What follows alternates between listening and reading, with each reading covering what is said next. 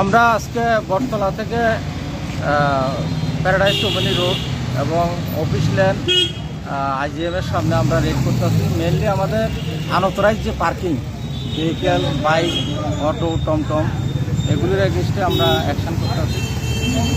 আমাদের এই special red ধারাবাহিকভাবে চলবে। আমরা আজকে একটা গাড়ি এখান থেকে তুলেছি, বটতলা থেকে একটা বাইক তুলেছি, আরও কয়েকটা গাড়ি আছে, এগুলির আমরা অ্যাকশন জারি রাখছি এখনো, এবং এটা আমাদের চলবে অব্যাহত।